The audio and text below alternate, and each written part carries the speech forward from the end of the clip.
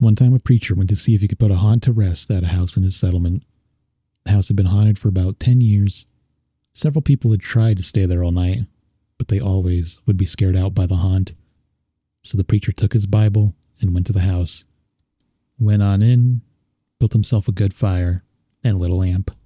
Sat there, reading the Bible. Then just before midnight, he heard something start up in the cellar, walking back and forth, over and over again. Then it sounded like somebody was trying to scream and got choked off. Then there was a lot of thrashing and struggling, and finally everything got quiet.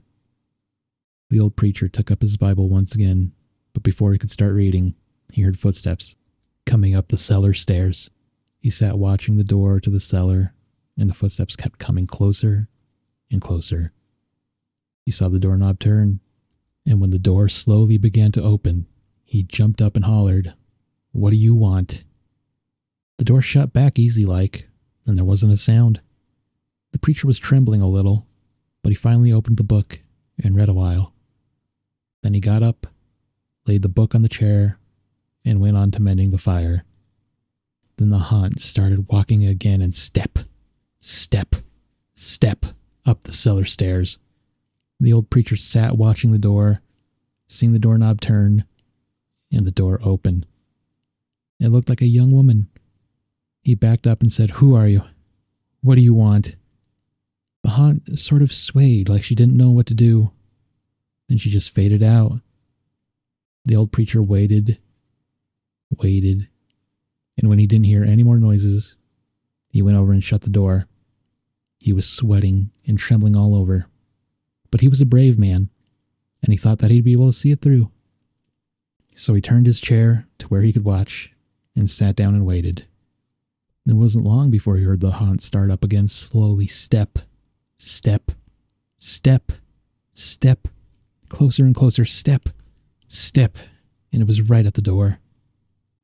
The preacher stood up and held out his Bible in front of him. Then the knob slowly turned, and the door opened wide. This time, the preacher spoke quiet-like. He said, "In the name of the Father, the Son, and the Holy Ghost, who are you, and what do you want?" The haunt came right across the room straight to him and took hold of his coat. It was a young woman about 20 years old. Her hair was torn and tangled, and the flesh was dropping off her face so he could see the bones and part of her teeth. She had no eyeballs, but there was a sort of blue light way back in her eye sockets, and she had no nose to her face. Then she started talking. It sounded like her voice was coming and going with the wind blowing it.